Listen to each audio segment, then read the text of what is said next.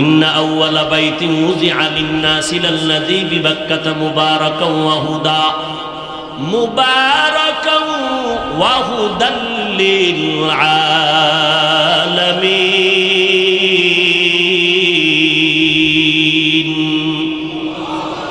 আল্লাহর কোরআনের আয়াত দ্বারা স্বীকৃত বাইতুল্লাহ বড় দামি, হেদায়েতের জন্য আল্লাহ বাইতুল্লাহ দিলেন।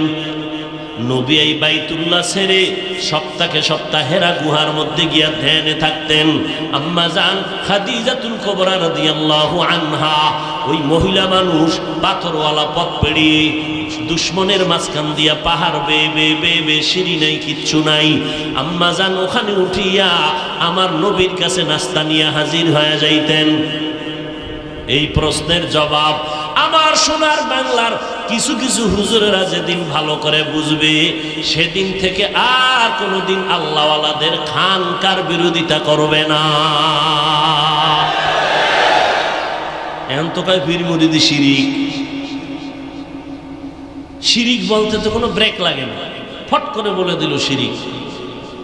একদিন মুসা নবী আল্লাহকে জিজ্ঞাসা করে, ও মাওলা, এই ফেরাউন যে আমারে গালি দেয়, তুমি কি টের পাও না? তোমার কাছে মজা লাগে না? ফেরাউন যে এত আমাকে জ্বালায়, তুমি তো পারো, একটা ঠাডা দিলে আর কয় সেকেন্ড লাগে, তুমি পারো না একে শায়েস্তা করতে? আল্লাহ কি জবাব দিলেন? আল্লাহ কয়, এই মুসা, এই ফেরাউনের বানাইছে কে? এই ভাই তুমি উঠো বসো, কি এখানে ডিউটি কি তোমার? ডিস্টার্ব করো কেন? না আমার দ্বারে দাও, তোমার কিছু থাকলে আমি করে দিই।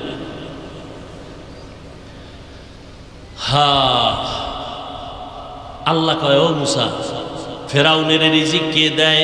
আল্লাহ আপনি। এদিকে খেয়াল করে কিছু শব্দ হয়ে গেছে। ফেরাউনের খানা কে দেয়? ও আল্লাহ আপনি দেন। ফেরাউনের এই হায়াত কে দিছে? আপনি। ফেরাউনের এই সম্মান, এই যে টাকা পয়সা ধন দৌলত কে দিছে? আপনি। আল্লাহ ডেকে বলেন, রে মুসা, যেই ফেরাউনের আমি বানাইলাম, আমার দেওয়া পানি, আমার দেওয়া রিজিক সব আমি আল্লাহর দেওয়া পাওয়ার পর যেই ফেরাউন বেঈমান, আমি আল্লাহকে গালি দেয়, ওই বেঈমান তুমি মুসাকে গালি দেওয়া কোনো ব্যাপার না। যেই ফেরাউন না আমারটা খাইয়া আমারই গাইলে, ওই ফেরাউন ওই তোমারে গালি দেওয়াটা বিষয় হইল? আমার আল্লাহর দেওয়া নেয়ামত, বাতাস, সূর্যের আলো, পানি সব ভোগ করিয়া আমার সোনার বাংলায় দাঁড়াইয়া যেই মুসলমান আমার আল্লাহর বিরোধিতা করে, নবীর বিরোধিতা করে, সুন্নতের ডাইরেক্ট জবাই করে দেয়, টুপিওয়ালাকে পছন্দ করে না, নিজেও দাড়ি রাখে না, যারা দাড়ি রাখে তাদেরও পছন্দ করে না, নিজেও হালাল খায় না, যারা হালাল খায় তাদেরও পছন্দ করে না, নিজেও কোরআন পড়ে না, যারা কোরআনের মাদ্রাসার দিকে আগায় তাদেরও পছন্দ করে না। এই সমস্ত মানুষ আল্লাহর বিরোধিতা করে, নবীর বিরোধিতা করতে গিয়া এক পর্যায়ে আলেম ওলামাদের বিরোধিতা করে। ও আলেম, তোমার কোনো পেরেশানি নেওয়ার কিছুই নাই। যেই বান্দা আল্লাহর দেওয়া নেয়ামত খাইয়া আল্লাহর বিরোধিতা করতেছে, ওই নবীর বিরোধিতা করতেছে, এই রকম আল্লাহর দুশ্মন, নবীর দুশ্মন আমগো আলেমরে যদি গালি দেয়, এটা কোনো বিষয় না। আশ্চর্য হওয়ার কিছু নাই। বিচারক আমার আল্লাহ আসেননি? হয়তো হেদায়াত নাইলে ধ্বংস হয়ে যাবে। এরে নবীর উম্মতের দল, রব্বুল আলামিন তিনি তো ইনসাফের বিচার করবেন, এতে কোনো সন্দেহ নাই। তবে দুইটা বিচার মরার আগে জমিনেই হয়ে যাবে। দুইটা অন্যায় করলে, দুইটা অন্যায়ের বিচার মরার আগেই জমিনে হবে। পয়গম্বর বলেন, মা বাবার সাথে যারা বেয়াদবি করবে এদের বিচারটা দুনিয়াতে হবে মরার আগে। আর যারা অন্যের উপরে জুলুম করবে, জালেমদের বিচার মরার আগেই দুনিয়াতে হবে। নবীর হাদিস মতে আল্লাহর কাছে দোয়া করে, রে মুমিন, সারা দুনিয়াতে মুসলমানের উপরে যেই জালেমের গোষ্ঠীরা অত্যাচার করে, শিশু বাচ্চাদেরকে মেরে ফেলতেছে, ফিলিস্তিনের আম্মাদের উপরে হামলা করতেছে, খানার অভাবে, চিকিৎসার অভাবে সবাই পানি পানি বলে চিৎকারের আওয়াজ, এক এক করে সব বিদায় হয়ে যাইতেছে, শাহাদাতের পেয়ালা পান করতেছে। যদি আজকে রাস্তাটা খোলা থাকতো, কোনো ভিসা টিসা না লাগতো, একটা দৌড় দিয়েও যদি যাওয়া লাগতো, হাজারো লাখ মুসলমান তৈরি হয়ে যাইত শাহাদাতের পেয়ালা পান করার জন্য, কাফনের কাফন নিয়ে ফিলিস্তিনের ময়দানে হাজির হয়ে যেত।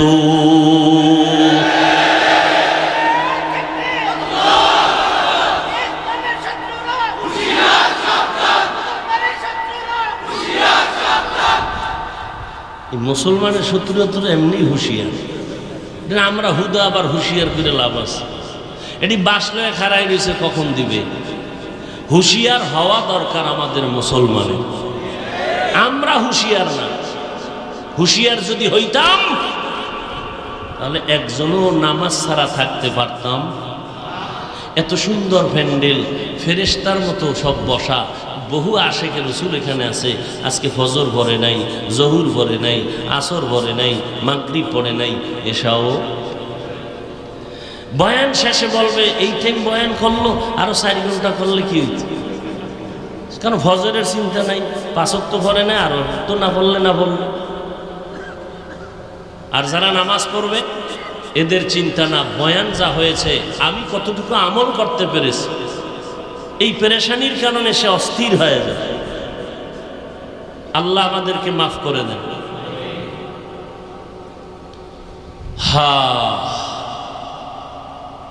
আফসুস, কোন দিকে কথা বলবো? সর্বাঙ্গে ঘা, ঔষধ দিব কোথা? তাবলিগলারা মসজিদে ডাকতেছে, আসেন তালিম হবে, খুব বুঝে শুনে আমাকে জবাব দিবেন। ওখানে কি অন্য দলের লোক যাবে? যাবে? চরমনের হিসাবের লোক যদি ডাক দেয় আসেন এখানে জিকির হবে, অন্য লাইনের লোক যাবে?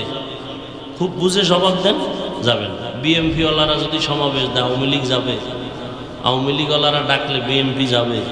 কথা বলেন। এটা কেমন প্যান্ডেল যেখানে আওয়ামী লীগ, বিএমপি, জাতীয় পার্টি, গোষ্ঠী শুদ্ধ সব এখানে হাজির? এটা কেমন প্যান্ডেল? সব পীর, ভণ্ড, বেদাতি, আমগো পাঁচকল্লি দেখলে যারা কাফের বলতে দেরি করে না এরাও হাজির। কোন সিফা সাহেব বয়ান শুনতেছে, দেখি কি কয়, আছে না নেই? বুঝেন, ভালো করে বুঝেন। আমি কিন্তু হাসির কথা বলিনি। তাবলিগওয়ালারা ডাকলে অন্য লোক যায় না, চরমনাইওয়ালারা ডাকলে তাদের লাইনের লোক ছাড়া ভিন্ন কেউ যায় না, আওয়ামী লীগের লোক ডাকলে তাদের দল ছাড়া অন্য লোক যায় না।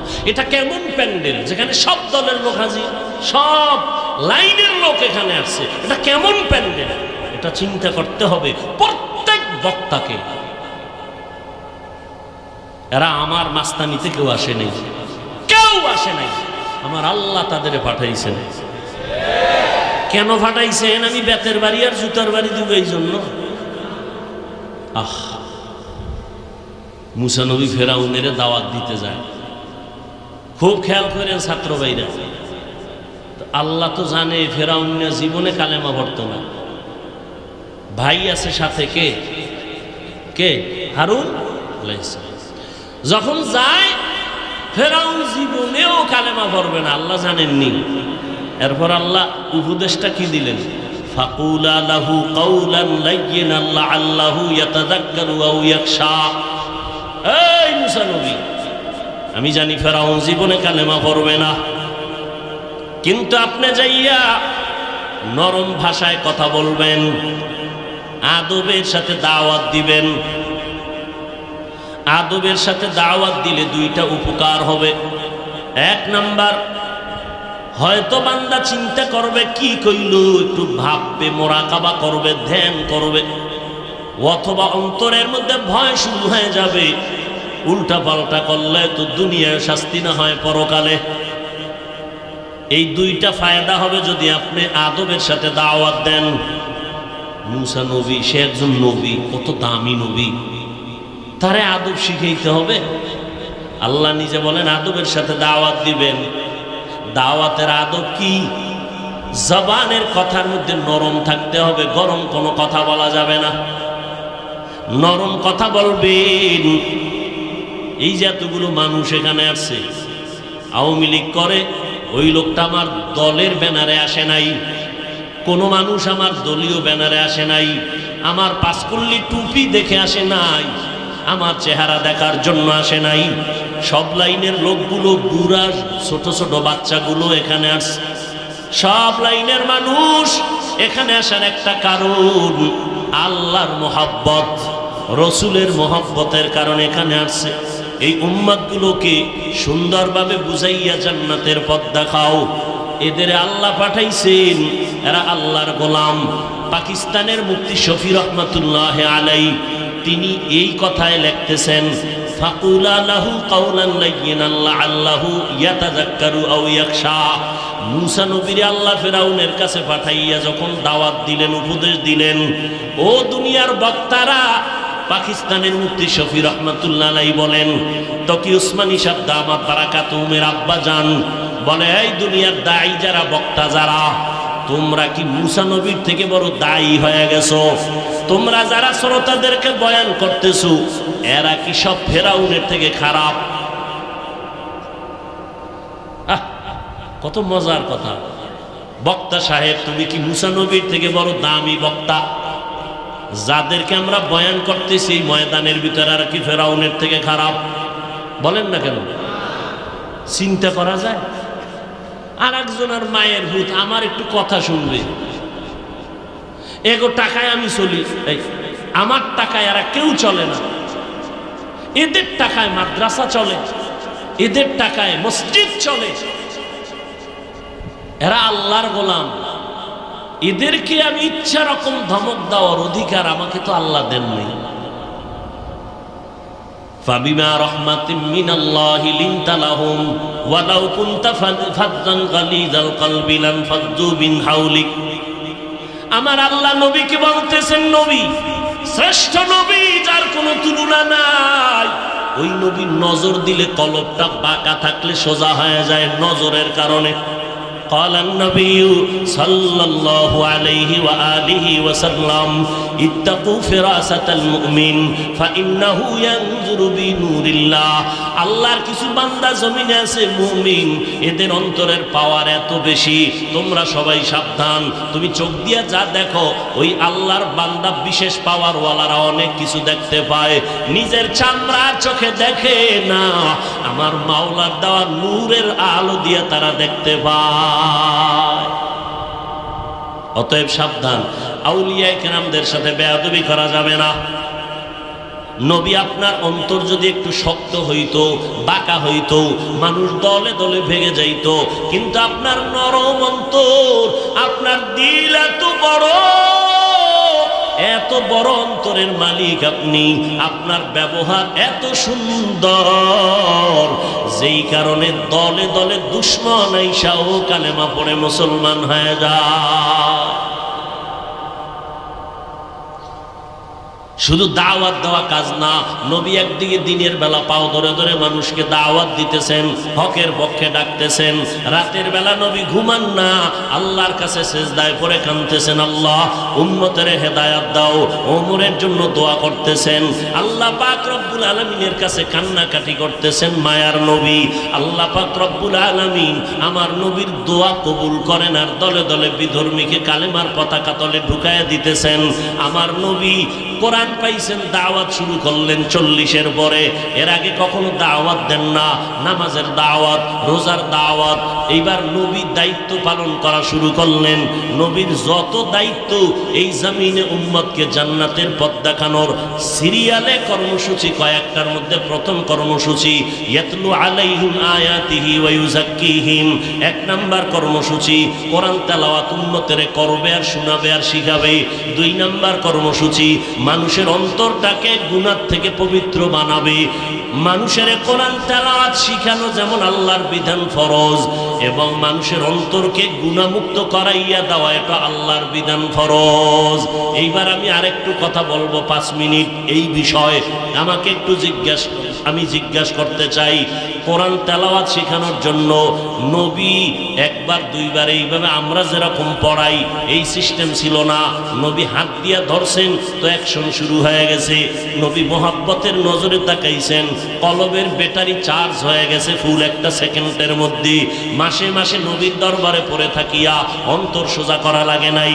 বর্তমানে কোরআন তেলাওয়াতের জন্য নুরানি পদ্ধতি, লাল কায়দা পড়ায়, আলিফ বাতা চক সিলাতে লিখায়, এরপরে ট্রেনিং দেয়, বছরে 3টা পরীক্ষা, সকাল থেকে রাত্র পর্যন্ত বা দুপুর পর্যন্ত 5-7টা ক্লাস করতে হয়।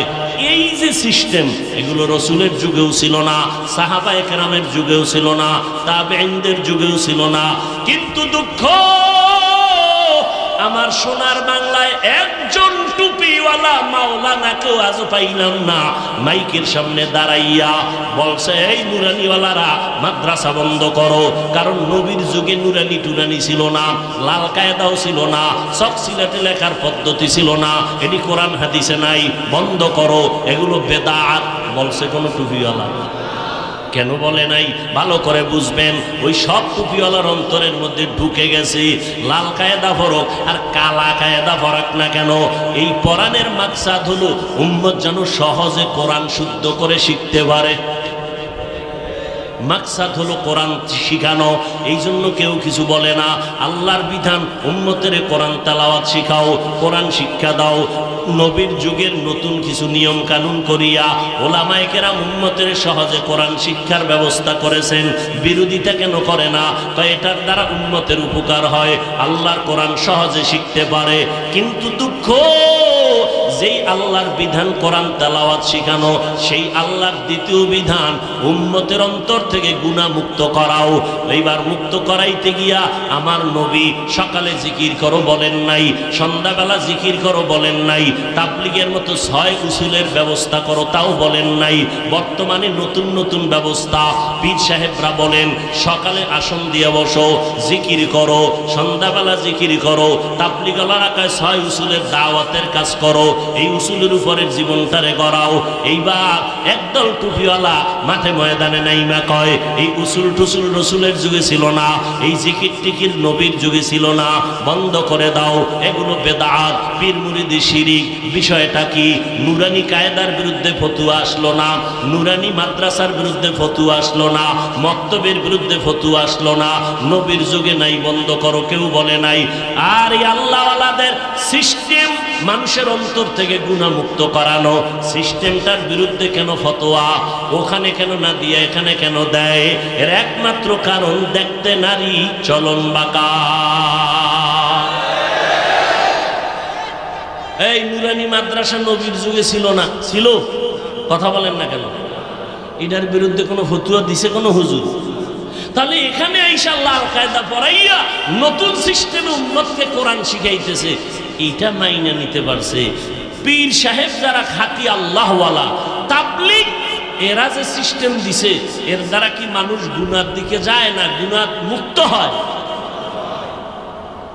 তো উদ্দেশ্য তো একই, কলবকে গুনার থেকে পবিত্র বানানো।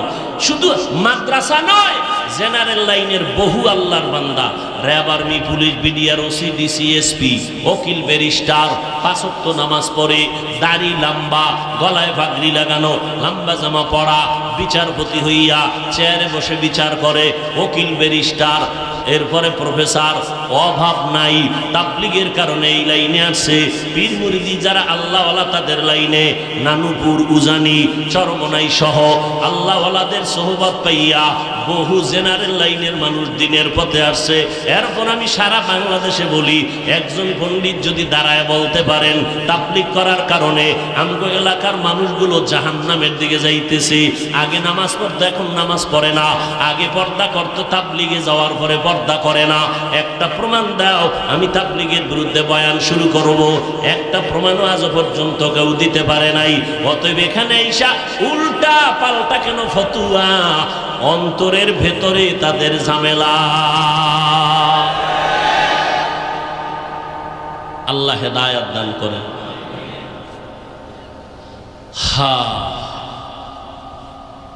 এজন্য আমি বলি, যারা বলে ওলি মানি না, ওলিয়া মানি না, এরা কোরআনও মানে না, বুখারী শরীফও মানে না। কোরআনও মানে না, বুখারী শরীফও মানে না, এরা ভণ্ড, কোনো সন্দেহ নেই। আল্লাহ বাতিলদের থেকে আমাদের ঈমান আমল হেফাজত করেন। আপনাদের একটু কষ্ট হইতেছে? আর একটু সামনে আগাই অল্প।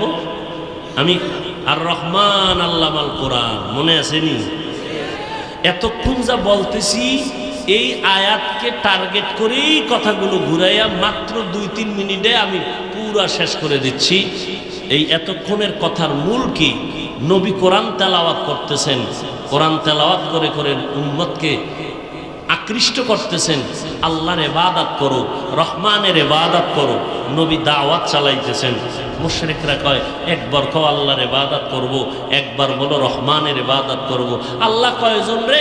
বলে আল্লাহ তো একজন। তো একবার বলো আল্লাহ, একবার বলো রহমান। মানির রহমান, রহমান কে? আল্লাহ রহমানের পরিচয় দিয়ে আয়াত নাজিল করে বললেন, আর রহমান আল্লামাল কুরআন। রহমান হলেন তিনি, কোরআন শিক্ষা দিলেন যিনি, মানুষ সৃষ্টি করলেন যিনি, তিনি হলেন রহমান। বয়ান শিখাইলেন যিনি, তিনি হলেন রহমান। এবার ভালো করে খেয়াল করেন, আল্লাহ কি বললেন? আমি এমন রহমান আল্লামাল কোরআন, আগে কোরআন শিখাইছি, খলাকাল ইনসান, পরে মানুষ বানাইছি।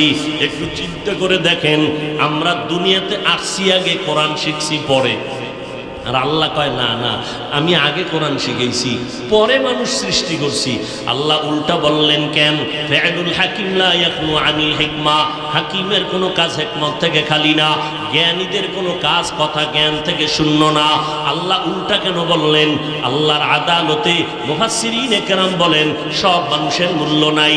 আল্লাহর কাছে একদল মানুষ নাজাত পাবে, বাকি মানুষগুলো জাহান্নামে যাবে। বংশগত মানুষ জাহান্নামে যাবে, গুণের মানুষ যারা হবে এরা জান্নাত পাবে। আদম নবীর বংশে যাদের জন্ম তারা বংশগত মানুষ। জন্মগত মানুষ আমার জন্মগত বাবার ঔরসে আমার জন্ম, আমি জন্মগত মানুষ। আল্লাহর কাছে বংশগত মানুষের কোনো মূল্য নাই, আল্লাহর কাছে জন্মগত মানুষের কোনো মূল্য নাই। আল্লাহর কাছে একমাত্র গুণের মানুষের বড় দাম। এরা দুনিয়াতেও দামি, আখিরাতেও দামি, গুণের মানুষ। আল্লাহ বলেন আমি এজন্য কোরআন শিখাইছি, এরপরে মানুষ বানাইছি। গুণের মানুষ, গুণের মানুষরাই জান্নাত পাবে। আল্লাহ এই কথা বলে বুঝাইলেন আমি সব মানুষকে দুনিয়াতে পাঠাইছি ঠিক, সবার জন্য জান্নাত দিব না, জাহান্নামও বানায় রাখলাম। এবার জানা দরকার গুণের মানুষ কেমনে হওয়া যায়। বংশগত মানুষ তো হয়েই গেলাম, জন্মগত মানুষের সার্টিফিকেটও পাইলাম। গুণের মানুষ যতক্ষণ পর্যন্ত হতে পারবো না ততক্ষণ পর্যন্ত সম্মানের চেয়ার আমার থাকবে না, আখিরাতে আমার জাহান্নাম ছাড়া কোনো উপায় নাই। গুণের মানুষ কেমনে হবে? গুণের মানুষ কারে কয়?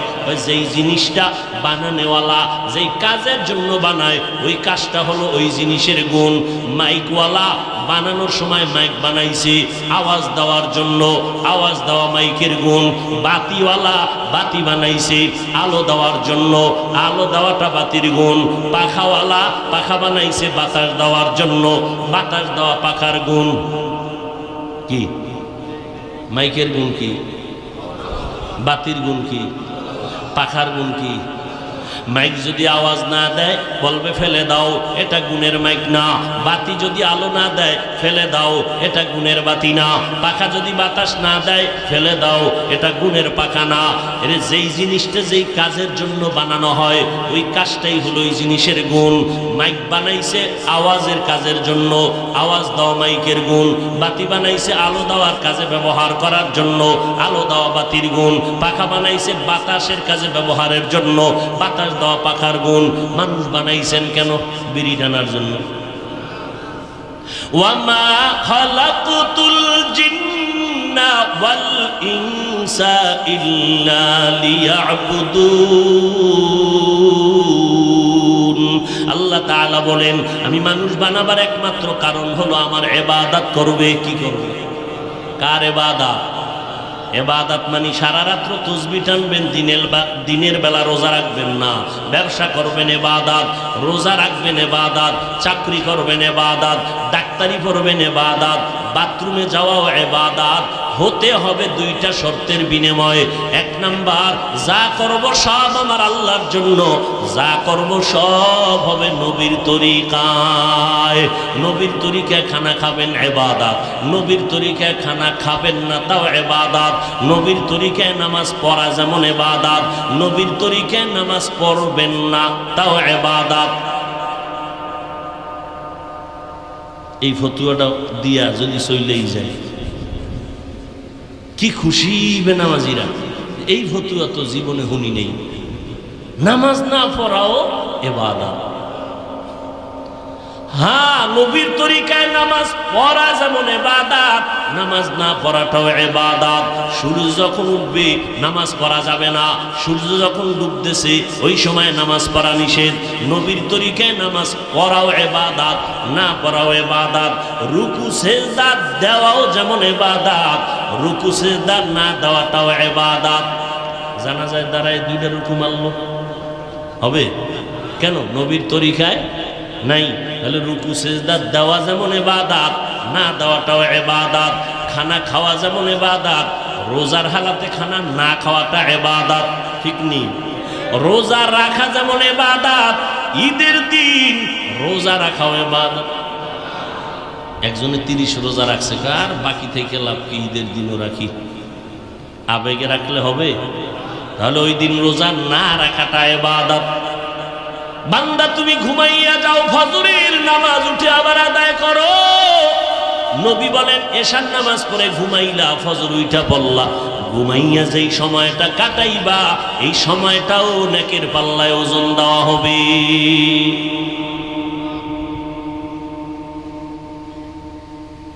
সব ইবাদত। হাসি দিবেন তাও ইবাদত, নবীর তরিকায়। নবীর তরিকায় হাসি বুঝেননি? বেআইনের সাথে, শালীর সাথে, বেগানার সাথে। সন্তান মায়ের সাথে হাসো ইবাদত, বাবার সাথে হাসি দাও ইবাদত, স্বামী স্ত্রী হাসো ইবাদত, ওস্তাদ ছাত্র হাসো ইবাদত। বেগানার সাথে হাসবা তো দূরের কথা, সালাম না দেওয়াটা ইবাদত। মায়েরে দেয় না, বুইনেরে দেয় না, স্বাস্থ্য বুইনেরে দেয়, ফুফাতো বুইনেরে দেয়, যেন লাগে না হ্যাঁ সালাম। বেগানাকে সালাম দেওয়া নিষেধ। একটা সুন্নত শুরু করেন আমল করা, এটা কি সম্ভব? কত সালাম আগে দিয়ে লাইছি। আল্লাহ হেদায়েত দান করুন। আরো জোরে বল। বড় কঠিন, বড় কঠিন, বড় কঠিন। বুঝাবার ভাষা নাই, সময়ও নাই। বুঝাবো কাকে? বুঝবে কে? এরে যুবক, আল্লাহর কাছে কাবিলিয়াতের কোনো মূল্য নাই, আল্লাহর দরবারে কবুলিয়াতের বড় দাম। দুনিয়াওয়ালারা সম্মানের চেয়ারে বসাবার আগে যোগ্যতা যাচাই করে, চেয়ারে যে বসামু তার যোগ্যতা আসেনি। আমার মাওলা যোগ্যতা দেখে না, দুনিয়াওয়ালারা যোগ্যতা দেখে চেয়ার দেয়। আর আমার মালিক রব্বুল আলামিন চেয়ারে বসাইয়া তারপরে যোগ্যতা দেয়। আল্লাহ যদি যোগ্যতা দিয়েই কামিয়াবি দান করতেন তো আফ্রিকার জঙ্গলের বেলালের কপালে হেদায়েত আসত না। কবুলিয়তের বড় মূল্য। মুফতি আজম ফয়জুল্লাহ রহমাতুল্লাহ আলাইহি নাম শুনছেন? কবুলিয়তের দরজায় পৌঁছে গেছেন। ইন্তেকাল যখন হবে, অসুস্থ অবস্থায় বিছানায় পড়ে আছেন, অনেক মুহাব্বতের ওলামায়ে কেরাম পাশে আছেন। ডাক্তার দ্রুত গতিতে আনা হলো টেটিস্কোপ যন্ত্রটার এক অংশ কানের মধ্যে নিয়ে ডাক্তার বাকি অংশ মুফতি সাহেব হুজুর রহমাতুল্লাহ আলাইহির সিনার উপরে রাখছেন। একটা চিৎকার মেরে বেহুশ হয়ে পড়ে গেল ডাক্তার। হুশে আসার পরে বলে, ও ডাক্তার তুমি বেহুশ হইয়া পড়লা কেন? ডাক্তার বলে, আল্লাহর জাতের কসম, হাজারো মানুষ আল্লাহর নামের জিকির করলে যেমন আওয়াজ হয়, মুফতি ফয়জুল্লাহর সিনার মধ্যে এইরকম জিকিরের আওয়াজ আমি শুনতে পেয়েছি। আউলিয়ারা কানে উকবা ইখতিয়ার, জাহেলারা কারে দুনিয়া ইখতিয়ার। মাইলে মোমেন সোয়ে মোমেন মিশাওয়াত, মাইলে কাফের সোয়ে কাফের মিশ। মাওলানা হওয়া মুফতি হওয়া, মুফাসসির হওয়া এটা সফলতা না। আল্লাহর কাছে কবুলিয়তের দরজা পাওয়া এটা হলো সফলতা। আল্লাহ কবুল করছেন কিনা এটা আসল জিনিস। এই জন্যই জান্নাতের টিকিট হাতে পাইয়া আবু বকর নামাজে দাঁড়ায় সারা রাত কানলেন। ওমরের মতো বান্দা জান্নাতের টিকিট হাতে পাইয়া এরপরও কানতেছেন। আল্লাহ যদি ঘোষণা করেন সব মানুষগুলো জান্নাতে যাবে, একজন মানুষ জাহান্নামে যাবে, আল্লাহ যদি ঘোষণা করিয়েই দেন, আমি ওমর বড় ভয় পাই ওই জাহান্নামী আসামিটা আমি হয়ে যাই নাকি। কেমন আল্লাহর ভয়! এরে নবীর উম্মতের দল, আল্লাহর মোহাব্বত। আল্লাহর নবী বলেন, আল্লাহ আমারে জিব্রাইল পাঠাইয়া ধইরা ধইরা ধইরা ধইরা আদব শিখাইছেন। আমি আমেনার পেট থেকে আদব শিক্ষা করে আসি নাই। ঠিক নবীর যদি হালাত হতো আমগো কি? এজন্য আমাদের আদব শিক্ষা করা বহু দরকার। আমি তো বয়ানের শুরুতেই বলেছি, বর্তমানে যারা মুরব্বী না মেনে মন মতো চলবে এদের ধ্বংস অনিবার্য, তাতে কোনো সন্দেহ নাই, কোনো সন্দেহ নাই। ছাত্র ভাইরা, এক বাছাইয়ের নাম মুস্তফা আর এক বাছাইয়ের নাম মুজতবা। গোটা উম্মতের মধ্য থেকে আপনাদের এই ইলমের মারকাজে বাছাই করে নিয়ে আসছেন এক বাছাই, এখান থেকে আর এক বাছাই হবে। আল্লাহ এখান থেকে আসল বাছাই করে কাউকে মুবাল্লিগ বানাবেন, মুজাহিদ বানাবেন, মুআল্লিম বানাবেন। এই বাছাইয়ে কে টিকবে এটা হলো আসল কথা। ক্লাসে ছাত্র 100, টিকছে একজন। পুরা মাদ্রাসায় ছাত্র 10,000, টিকছে উম্মতের খাদেম হিসাবে একজন। বড় কঠিন বিষয়। আল্লাহ সবাইকে হেদায়েতের দৌলত দান করেন।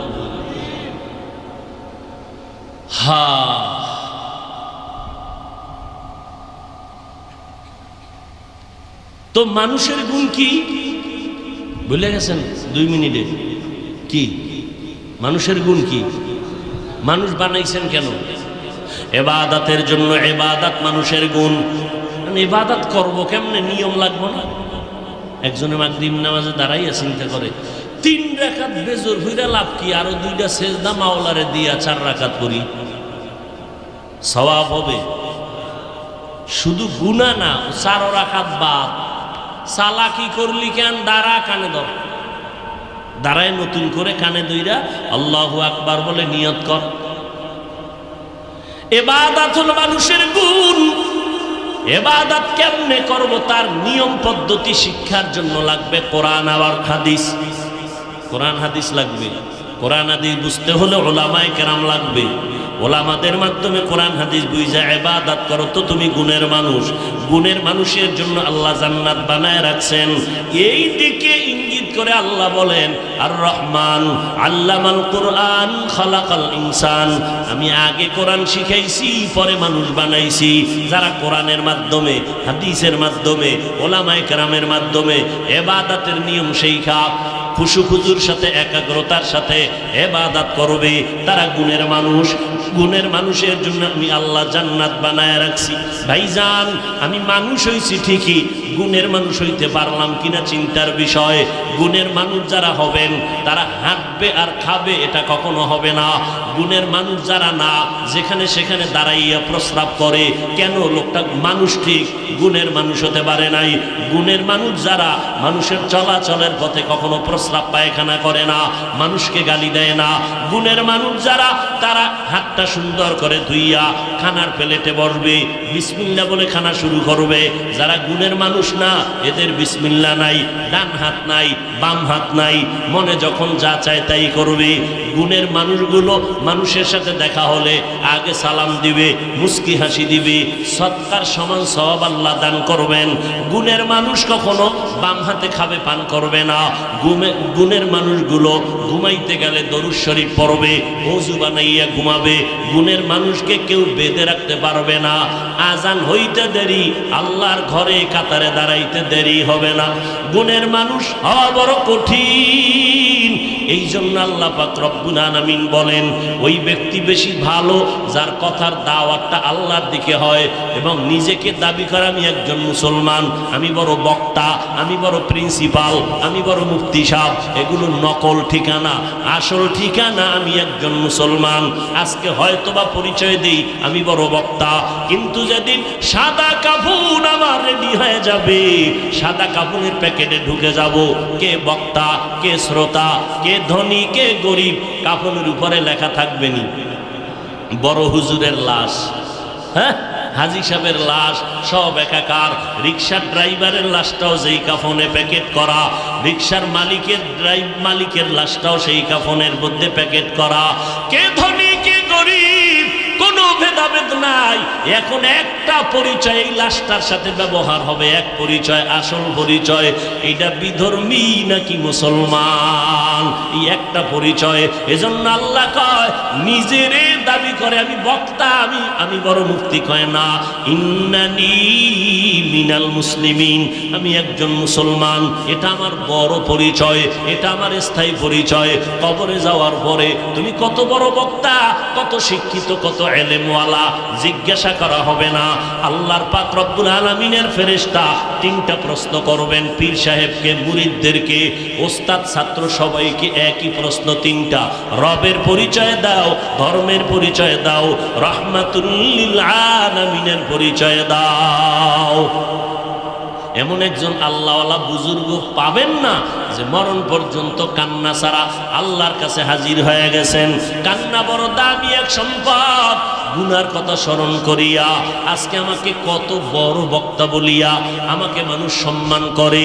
ওই ছাত্রদেরকে আমি মাঝে মাঝে ঢাকায় বসে মাঝে মাঝে বলি, ও ছাত্ররা তুমি নুরানি পড়ো, তুমি মক্তবে পড়ো, তুমি নাজেরা পড়ো, তুমি হাফজখানায় পড়ো, কিন্তু আল্লাহ তোমার যতটুকু পড়ছো ততটুকু সম্মান কিন্তু লাইনে লাইনে দিতেছে।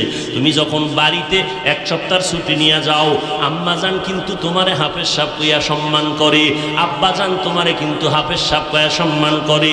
অন্য ভাই বোনেরে অর্ডার করে পানি আন, এটা কর, কিন্তু মাদ্রাসার ছাত্রটারে সন্তানটারে কোনো অর্ডার করে না। ভাই বোনেরা যদি কামগো কেন কও, ওর একটু কও, এক সপ্তাহের জন্য আসছে। আম্মাজান কয় এ মাদ্রাসায় পরে বড় হাফেজ সাহেব, এর কোনো অর্ডার দেওয়া যাবে না। আল্লাহ যতটুকু কোরআন শিখছো, যতটুকু অক্ষর শিখছো, আল্লাহ ওই পরিমাণ সম্মান দেওয়া শুরু করে দিলেন। ও নবীর উম্মতের দল, আজকে আপনি এখনো মাওলানা হতে পারেন নাই, মাত্র কাফিয়া পড়তেছেন, হাফেজ সাহেব হয়েছেন। বাড়িতে যখন যান এলাকার মানুষগুলো কয় আমাদের নামাজ এই মাওলানা সাহেব পড়াবে, অথচ ওই মুরব্বীরা জানে না আমি এখনো মাওলানা হইতে 5 বছর বাকি, আমার 6 বছর বাকি। আমার প্রতি কতটা ভক্তি আর শ্রদ্ধা এলাকাবাসীর। হুজুর তুমি নামাজ পড়াও মাওলানা সাহেব, কিন্তু একবারও কি চিন্তা করছি এই মানুষগুলো যদি জানতো আমি টুপি মাথায় দিয়া আমার চোখ দিয়ে আমি গুনাহ করে চোখটারে নাপাক করেছি, এই মানুষগুলো জানতো যদি আমার হাত গুনার কারণে নাপাক, আমার জিহ্বা গুনার কারণে নাপাক, যদি জানতো আমার ব্যবহার ভালো না, একজন মুরব্বী আমাকে স্টেজে বসতে দিত না, যদি জানতো আমি বড় গুনাহগার, একজন মানুষ আমারে সম্মান করত না। কত বুড়া বুড়া মানুষ পানির বোতল নিয়ে দাঁড়ায়, হাফিজ ভাই একটু দম করে দেন, বাসায় রুগী অসুস্থ। চিন্তা করি মানুষটা যদি জানতো আমি বড় অপরাধী গুনাহগার, আল্লাহর আদালতের আসামি, জীবনে আমার কাছে পানি পড়ার জন্য আসতো না। কি পরিমাণ সম্মান আল্লাহ তাআলা দান করেছেন। মানুষ যেই পরিমাণ ভক্তি আর শ্রদ্ধা করে ওই পরিমাণ আমি মাওলার কাছে ভালো হইতে পারছি কিনা একটু হিসাব মিলানো দরকার। ও যুবকেরা, ও পর্দার আড়ালের আম্মা জানেরা, বৃদ্ধ বাবাজিরা, ছাত্র ভাইরা, আল্লাহর কাছে একটু নিজেকে নিয়ে ভাবার দরকার। কয়দিন আর দুনিয়াতে বাহাদুরি করব? কত ছাত্র পানির নিচে পড়িয়া মারা গেল, গাড়ির নিচে অ্যাক্সিডেন্টে মারা গেল। কয়দিন আর দুনিয়াতে বাহাদুরি করবা? ও যুবক, তোমার যৌবনের বাহাদুরি বেশি দিন থাকবে না। ওই সাদা কাপুনে প্যাকেট হয়ে গেলে সব ধ্বংস হয়ে যাবে। ও আল্লাহর বান্দারা, ওই অন্ধকার কবরে গুণের মানুষ যদি হইয়া যাও, প্রশ্নের জবাবগুলো আল্লাহর পক্ষ থেকে আসান হয়ে যাবে। আর যদি গুণের মানুষ না হইয়া যদি গুনাহগার হইয়া কবরে যাই, ও আল্লাহর বান্দারা, ও যুবক, আজকে যদি প্যান্ট শার্ট টাই লাগায় রাস্তায় চলতাম, কেউ আমারে বাধা দিত না। ও আল্লাহর বান্দারা, এই টুপির কারণে মাথা গরম, দাড়ির কারণে যৌবনের ভাব চলে যায়, লম্বা জামাটা পরার কারণে শরীর গরম লাগে। তোমার থেকে কম বুঝি না রে বাবা, এরপরও কেন টুপি ফালাই না, দাড়ি ফালাই না, নামাজ সারি না? সামনে শীতের দিন আসতেছে, ভোর রাত্রে ফজরের সময় ঠান্ডা পানি দিয়া উজু বানাইয়া নামাজ পড়তে কত কষ্ট রে বাবা, এরপরও এক ওয়াক্ত নামাজ বাদ দেই না। মনে মনে ভাবি, যদি আমি নামাজ না পড়ি, আমি তো সব সময় বয়ানও বলি, মানুষের প্রতি মানুষের ভালোবাসা এটা অন্তরে তৈরি হয়, অন্তর ধরাও যায় না, দেখাও যায় না, তাহলে অন্তর কন্ট্রোল করেন আমার আল্লাহ। এতগুলো মানুষের মধ্যে আমার প্রতি যে মোহাব্বত, এটা অন্তরের মধ্যে জমা হয়েছে, আমি অন্তর ধরতেও পারি না, দেখতেও পারি না। এই ভালোবাসা তৈরি করেছেন আমার আল্লাহ। আল্লাহ কয়, বান্দা বাহাদুরি করবি না, আমি যেই মানুষগুলোরে তোর মোহাব্বতের পেছে ফালাইয়া বসায় রাখছি, তুই যদি আমার নিয়ামতের সাথে বেঈমানি করো, আমি আল্লাহ মানুষের অন্তর থেকে মোহাব্বতটাকে উঠাইয়া দিব। দেখবি এক সময় তোর নামটা কেউ পছন্দ করবে না। ও আল্লাহর বান্দারা, এই চিন্তা যদি করি, অন্তরে অন্তরে চিন্তা করি, তাহলে তো সবাই আমরা গুনাহ থেকে বাঁচতে পারি। ও পর্দার আড়ালের আম্মা জানের আছে আছে আরে আম্মা জানেরা, আপনাদের সম্মান কিয়ামত পর্যন্ত আল্লাহ তাআলা বাড়ায় দিয়েছেন। কিয়ামতের আগের দিন পর্যন্ত এমন একটা রাস্তা আল্লাহ খুলেন নাই যে কোনো পণ্ডিত এসে চালাকি করে আলাদাভাবে সম্মান বাড়াবে। আমি তো আল্লাহর কসম করে বলি, যেই পণ্ডিত বলবে নারীদের অধিকার আর সম্মান আমরা আলাদা করে বাড়াবো, খোদার কসম কিয়ামতের আগে আর নারীর সম্মান কেউ বাড়াতে পারবে না। চালাকি করলে আমার মা বোনেরা হবে আরো অপমান। আম্মাজানদের সম্মান, এরে আম্মা জানেরা, আপনাদের এত মর্যাদা কেন? আপনারা নবীদের মায়ের মতো মা, সাহাবায়ে কেরামের মায়ের মতো মা, হাফেজে কোরআনের মায়ের মতো মা। শুধু তাই না, এই জমিনে যত ভালো ভালো সন্তান আসছে সব হলো মায়ের অবদান। ইমাম গজালি রাহমাতুল্লাহ আলাইহি বলেন, ও দুনিয়ার মানুষ, প্রত্যেকটা সন্তানের জন্য তার মা হলো প্রাথমিক শিক্ষিকা। মা সন্তানকে যা শিখাবে সন্তান তাই শিখবে। নবীও বলেন, আর দুনিয়া কুল্লুহা মাতা ওয়া খায়রু মাতা'id দুনিয়া আল ইমরাতুস সালিহা।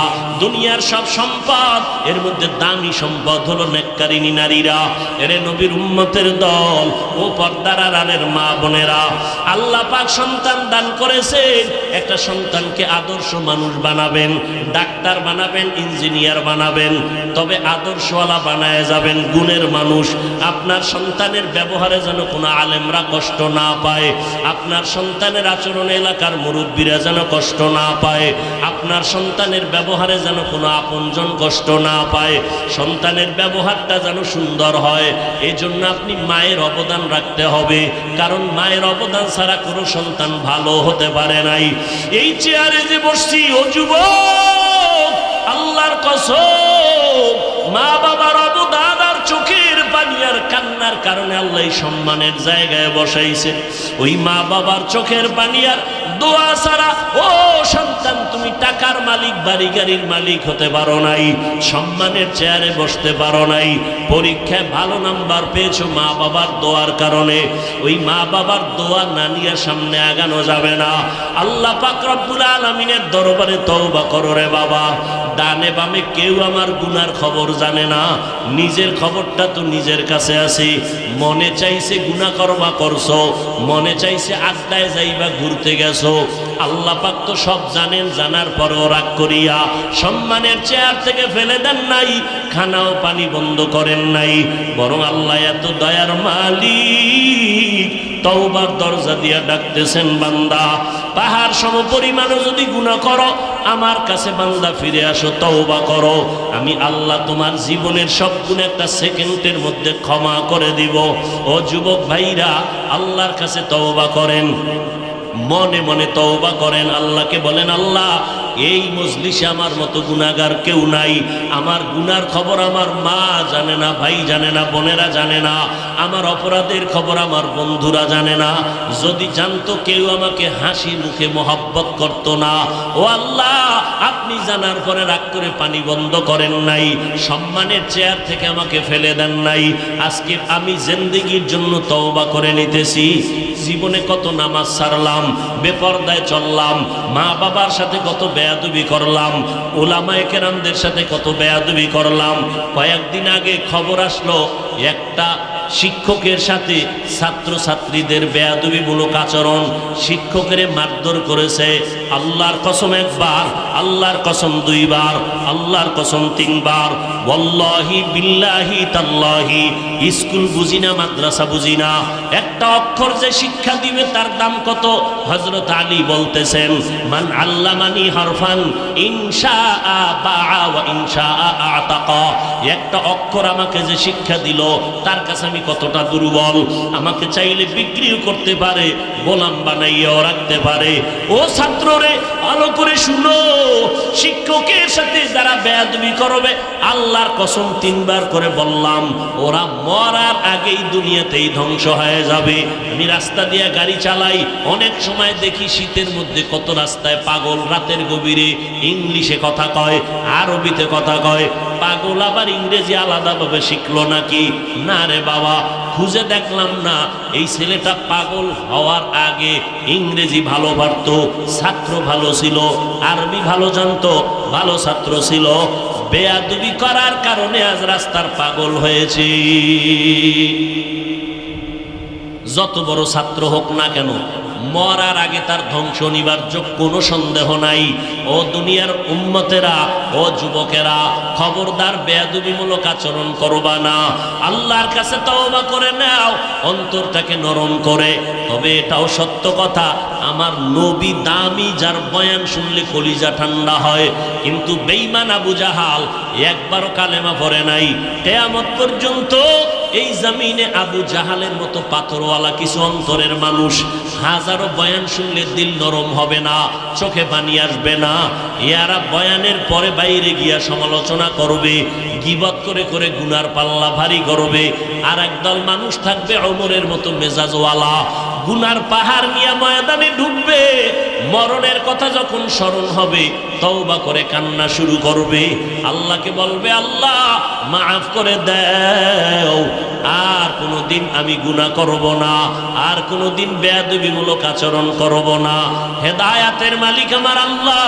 ও যুবক, ও বৃদ্ধ বাবাজি, পর্দার আড়ালের আম্মা জানেরা, আপনার মতো কত মা এই এলাকায় আছে, 5 ওয়াক্ত নামাজ পড়ে, তাহাজ্জুদ পড়ে, অভাব নাই। ও যুবক, আপনার মতো কত বান্দা 5 ওয়াক্ত নামাজি, ব্যবসা করে, চাকরি করে, অভাব নাই, স্কুল কলেজে লেখাপড়া করে, অভাব নাই। আপনি কেন পারবেন না? আল্লাহর কাছে তওবা করে নেন। আল্লাহ, আজকে থেকে নামাজ ছাড়ব না, আর দাড়ি কাটবো না, মা বাবাকে কষ্ট দিব না, উলামায়ে কেরামদের সাথে বেয়াদবিমূলক আচরণ করব না, নবীর তরিকা মেনে চলবো। তওবা করার মতো অন্তর যদি তৈরি হয়ে থাকে, মুনাফিকি দুর্বলতা যদি না থাকে, খাঁটি তওবার নিয়ত যাদের আছে, দুটো হাত আমার আল্লাহকে দেখাইয়া দেয়। আয় আল্লাহ, হাতগুলো কবুল করে নেন, তওবা কবুল করে নেন। তওবার উপরে মজবুত হইয়া চলার মতো তৌফিক দান করেন, আমিন। আলহামদুলিল্লাহি রাব্বিল আলামিন, والصلاة والسلام على سيد الأنبياء والمرسلين وعلى آله وأصحابه أجمعين يا أرحم الراحمين يا أرحم الراحمين يا أرحم الراحمين رب ارحمهما كما ربياني صغيرا اللهم إنك عفو كريم تحب العفو فاعف عنا اللهم إنا نسألك رضاك والجنة ونعوذ بك من سخطك والنار اللهم إنا نعوذ بك من البرص والجنون والجذام وسيء الأسقام ربنا ظلمنا أنفسنا وإن لم تغفر لنا وترحمنا لنكونن من الخاسرين ربنا آتنا في الدنيا حسنة وفي الآخرة حسنة وقنا عذاب النار اللهم اجعلني في عيني صغيرا وفي أعين الناس كبيرا ও দয়ার মালিক গুনাহের বোঝা নিয়ে আপনার দরবারে হাত তুলেছি রে আল্লাহ কুদরতের নজর দিয়ে তাকায় দেখেন কত উলামায়ে কেরাম কত মুরব্বি কত হাজী সাহেব কত ব্যবসায়ী চাকরিজীবীরা হাত তুলেছেন পর্দার আড়ালের কত মা বোনেরা হাত তুলেছেন ছাত্র ভাই যুবকেরা হাত তুলেছেন আয় আল্লাহ মেহেরবানি করে আমাদের জীবনের সব গুনাহগুলো মাফ করে দেন আল্লাহ আয় আল্লাহ মাহফিল কবুল করে নেন আয়োজনকারী সহযোগিতাকারীদের কবুল করে নেন আলোচনা যা হয়েছে ভুল ত্রুটি ক্ষমা করে দেন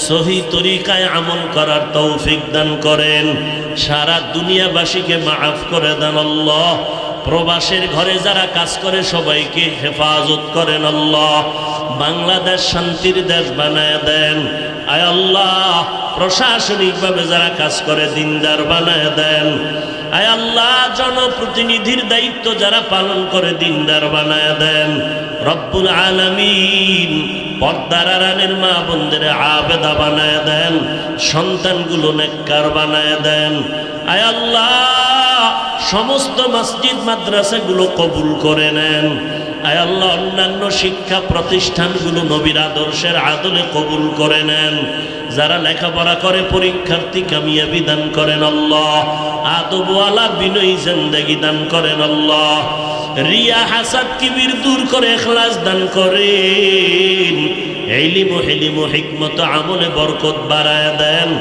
আয় আল্লাহ আমার কলিজার প্রত্যেকটা যুবকের দিনের খাদেম বানায় দেন কোরআন পড়নেওয়ালা নামাজি বানায় দেন মোবাইলের গুনাহের থেকে হেফাজত করেন আয় আল্লাহ আমাদের মোবাইলের গুনাহের থেকে হেফাজত করেন মোবাইলের গুনাহের থেকে হেফাজত করেন রব্বুল আলামিন সুন্নাতওয়ালা জিন্দেগি আমাদেরকে দান করেন নবীজির রওজা মোবারক জিয়ারতের তৌফিক দান করেন বাইতুল্লাহর গিলাফ ধরে লাব্বাইক বলার তৌফিক দান করেন আয় আল্লাহ সারা দুনিয়াবাসীকে মাফ করে দেন আয় আল্লাহ মাজলুম মুসলমান কান্নার আওয়াজ সহ্য করা যায় না রে আল্লাহ ওই জালেমদের জুলুম থেকে মুসলমানদেরকে হেফাজত করেন আয় আল্লাহ কুদরতে রহমতের চাদর দিয়ে মুসলমানদের হেফাজত করেন জালেমদেরকে আপনি কুদরতের হাতে কঠোর বিচারের কাঠগড়ায় দিয়ে নেন আল্লাহ মুসলমানের ঈমান ও আমলের শক্তি বাড়ায় দেন ইখলাস ও রুহানিয়াত বাড়ায় দেন আওয়াজের ভিতরে কথায় রুহানিয়াতে স্পষ্টতা বাড়ায়